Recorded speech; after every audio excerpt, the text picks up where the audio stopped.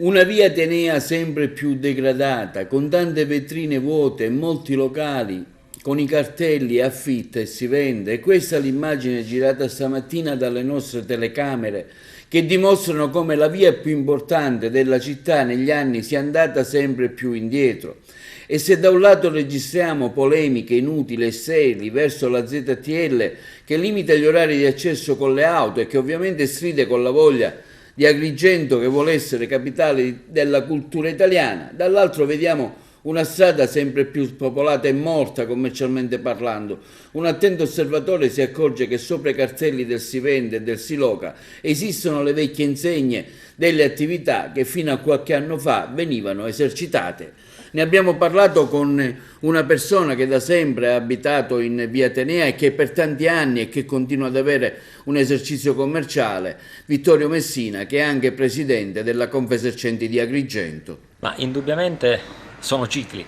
L'economia è fatta di cicli, anche la via Atenea soffre e subisce questi cicli. Ci sono periodi di grande vivacità commerciale, ci sono periodi invece come quello che stiamo attraversando di grande fermo, e questo perché certamente sta cambiando l'offerta commerciale della via Atenea, ci si sta trasformando velocemente verso la ristorazione, verso i bar, che è una cosa tutto sommato che risponde e va verso la vocazione turistica della nostra città. Chiaramente la via Atenea è il salotto buono di Agrigento, la via Atenea è il biglietto da visita anche per i turisti, quindi è indubbio che deve essere fatto un percorso di rinascita, ecco, consentitemi il termine, di rinascita della via Atenea, e questo non lo possono fare solo i commercianti, non lo possono fare solo le imprese, ma deve essere un insieme di fattori, primo tra tutti l'amministrazione comunale, che deve essere illuminata e deve certamente avere a cuore la via Atenea. Ecco, probabilmente in questi ultimi anni la via Atenea non è stata al centro dell'attenzione né da parte della politica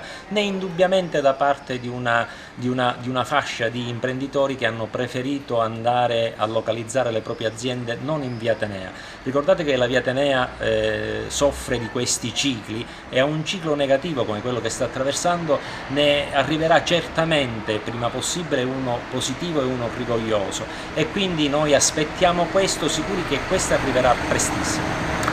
Una contraddizione che vorrei sollevare: si fa tanta polemica sulla ZTL dalle 9:30 in poi, ma vedendo queste immagini di tanti locali sfitti, insomma una ZTL diciamo di una via in perenne, insomma dove non c'è più nessuno, con tanti locali sfitti, no? La ZTL è una conquista fatta negli anni da parte dei commercianti e non si discute. Si discute tantissimo sulla gestione degli orari, degli accessi, perché ci sono attività commerciali. Dicevo poco fa, è cambiata l'offerta, ci sono tanti punti di ristorazione che hanno delle esigenze in termini di orari diverse rispetto ai caratteristici negozi di abbigliamento, di calzature e di gioiellerie. Ecco, bisogna contemperare le esigenze di tutti, utilizzando la diligenza del buon padre di famiglia. Non si può attuare una ZTL, diciamo così, integralista, perché questa porta ancora maggiori difficoltà allo svolgimento delle attività commerciali nella via Atenea. Bisogna farlo passo passo, mano a mano, e io porto l'esempio di quando via Atenea apriva al traffico alle 20:30. Da qualche anno a questa parte siamo arrivati alle 2 del mattino. Una cosa giusta, perché la città la vivono anche i turisti, la città la vivono anche i cittadini che si soffermano fino a quell'ora. Oggi però tenere chiusa la via Atenea dalle 13 alle 16:30 è assurdo, probabilmente ci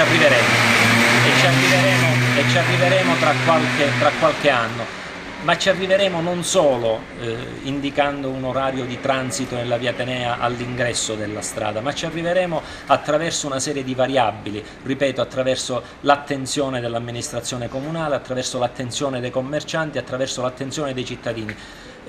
Partiamo dal principio che è quello di far rivivere la via Atenea, poi tutto verrà di conseguenza. Presidente, parliamo di questa sua nomina a Presidente nazionale di Assotelli. Cosa vuol dire anche per la città che rappresentiamo? Ma è un riconoscimento, devo dire, importante, che va alla mia persona, spero di meritarlo, perché qui andrò a rappresentare gli albergatori di tutta Italia per quanto riguarda la Confesercenti, un incarico di grande responsabilità che apre orizzonti nuovi alle mie conoscenze, che non saranno quindi più limitate ad Agrigento o alla regione Sicilia, ma certamente si estenderanno su tutto il territorio nazionale. Spero di poter portare, di poter trasferire una parte di queste esperienze che farò anche ad Agrigento, e quindi mettere a servizio di Agrigento questa esperienza che farò fuori.